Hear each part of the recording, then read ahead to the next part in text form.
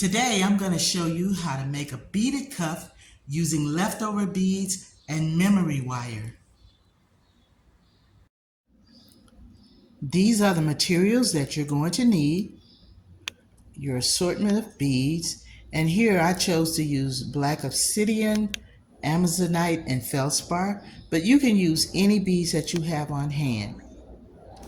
Metal glue, end bars, tape measure, memory wire, crimp beads, and memory wire cutters. Now it's very important that you use memory wire cutters when you're cutting memory wire, because if you try to use your regular wire cutters, it's going to dull them, damage them, and it's not going to work. Trust me, I know, I've done that before. So always use memory wire cutters to cut memory wire.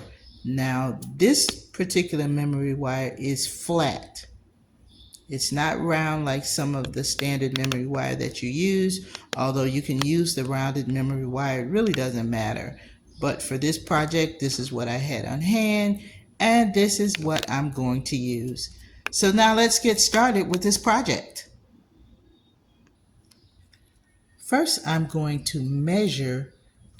In this case, I'm measuring my wrist. If I were doing this for someone else, I'd get their wrist measurement. It's a cuff, so it's not going to close completely. So I'm just going to measure loosely, and it's a 6. So I am going to take my memory wire. Let me turn this around for you guys.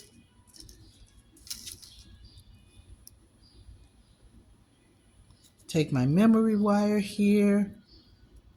Yeah. And I am just going to kind of measure it out, and there we are. And I am going to cut the memory wire.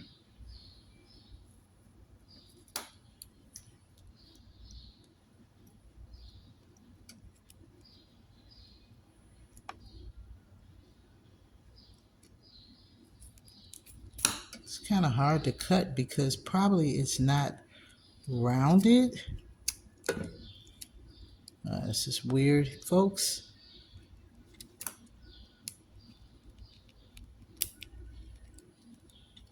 Yeah, there we are. Who knew memory wire would be so tough? Now, that's a little bent, but I'll fix that. And all I'm going to do now is just measure out the other 2 pieces and cut them.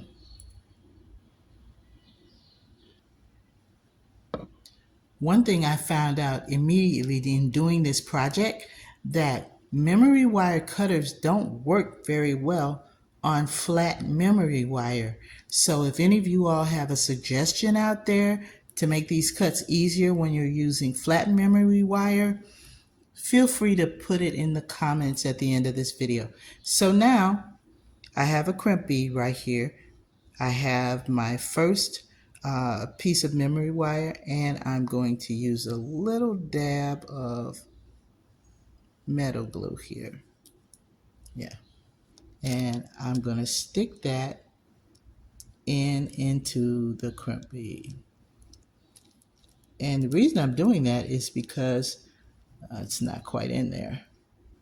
The reason I'm doing it this way is because this is going to use, I'm going to use this as a bead stop, so that as I am stringing the beads on this memory wire, it'll stop them. And this is going to be an end, because the end is sharp. Is it in there? Come on, guy. Let's get in there.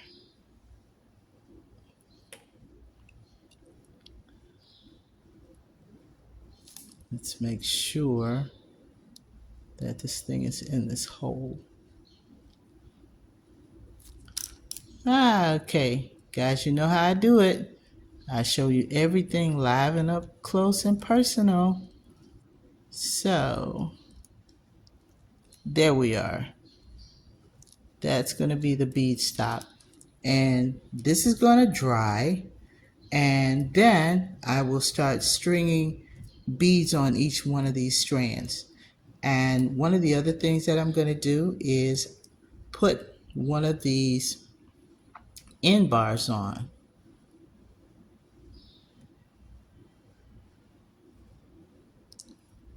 And run it around.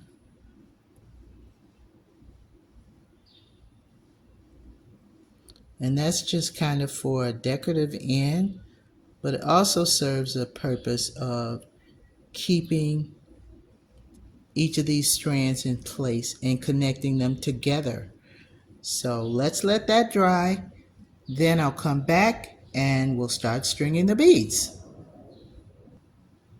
You might be wondering why I used a piece of plastic here, because I am assembling this on my countertop and I don't want it to be damaged.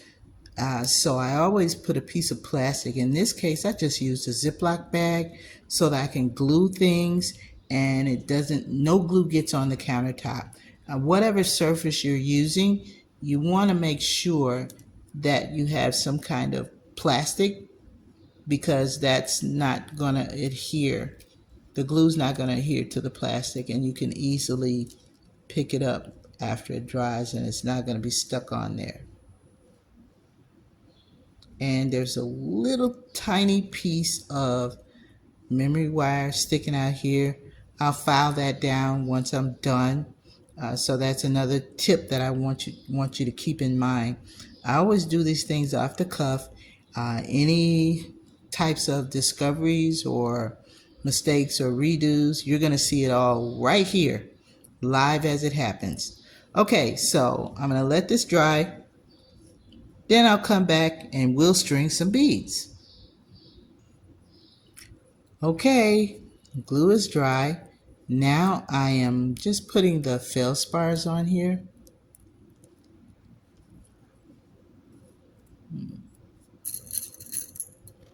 Because this is going to be one of my outer strands, and sometimes the holes on the beads aren't very large, depending on how they're cut. That one didn't fit, but this is.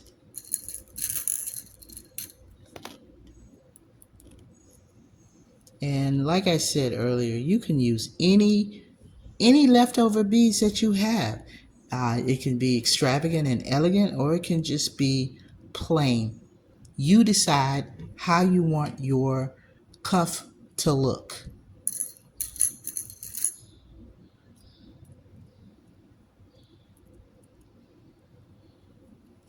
I'm not going to bore you guys with me stringing these beads on. There's another one that the hole is not big enough.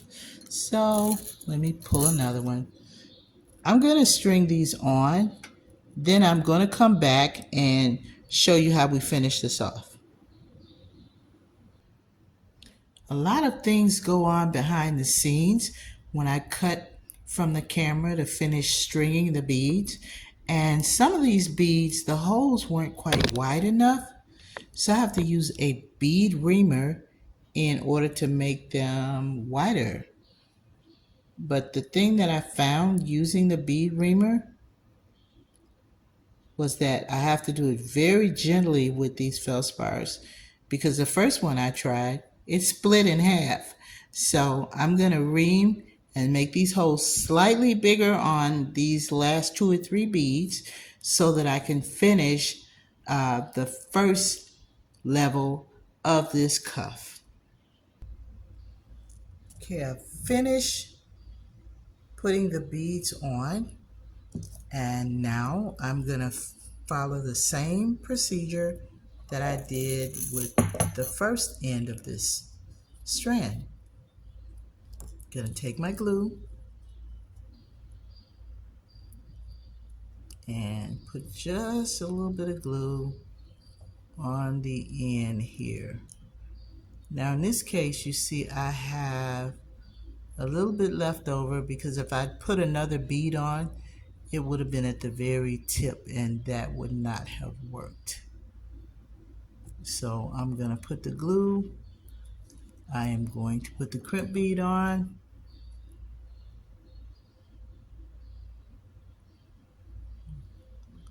Put it right in that hole, and I'm gonna slide it up. I recommend you use gloves for this so that that glue doesn't get on your hands. Okay, so we're done there, and I'm going to, you want to have these upright like this, so that when you're stringing the next strand, you follow the same process. With the next strand, I'm going to string the beads on the strand first before I put the ends on, simply because it's a little more difficult moving upward to finish the ends while it's on the end bar. So I am going to just string the beads on, and I will come back and show you how to finish it. Okay, I am back, and as you see, I've done the second strand and have placed it inside the end bar. So now I'm going to apply some glue to the end of this here.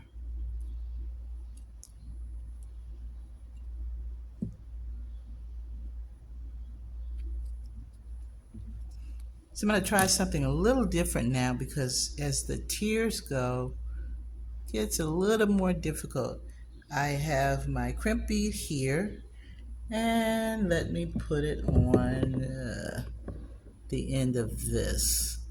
I'm going to turn this up so I can see it a little bit more easily. Okay.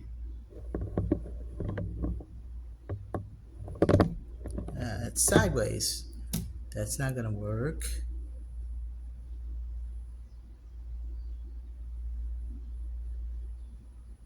Okay, we have the hole.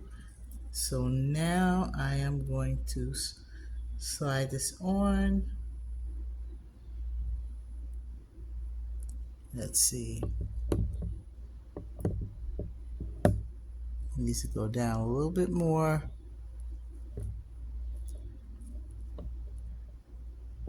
Oh man, it's not even on there. This is a little bit challenging. Now it's on the side. Nevertheless, it will get done.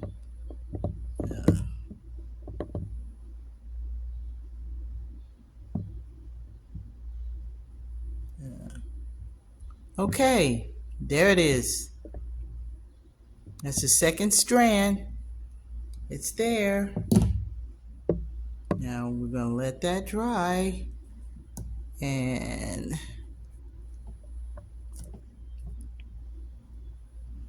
I'll do the third strand, making sure these are upright. And you'll see there's a little piece there. I'll clip that off once everything is assembled and dried. Then I'll clip that. In the meantime, stay tuned for the rest. Okay, I have finished assembling this cuff, and I am going to cut off this final piece of wire here. Again, it's kind of difficult because this is flat memory wire, and for some reason these wire cutters don't work as well with the flat memory wire. Don't know why, but anyway. Okay, I have to do this a couple of times before it finally falls off. Yeah.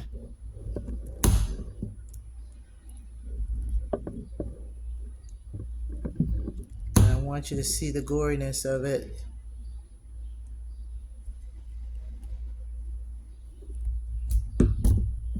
Maybe I can cut it from the side.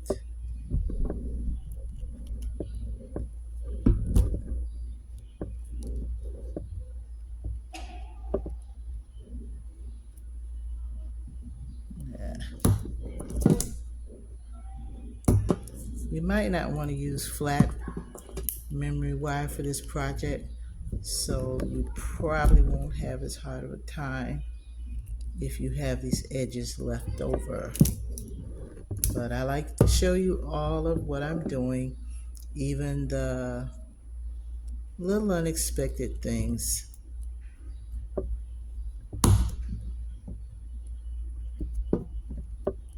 Okay, this is nice. I'm going to try something here to see if I've worn it down enough where it'll just come off. No, won't. And that's my flush cutter I was trying that with. But let's get this off. Okay. It took a while, but it is done. Look at that. Look at that. Nice cuff. Nice cuff bracelet, really pretty. Okay, there you have it.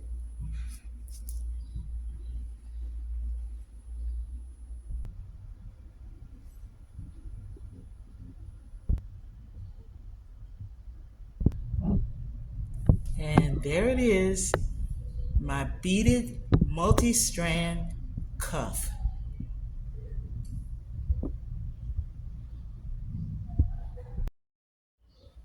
I hope you enjoyed that project, and please leave your comments at the bottom of the video. I'll also have all of the supplies that you need listed at the bottom of this video. So I'll see you next time.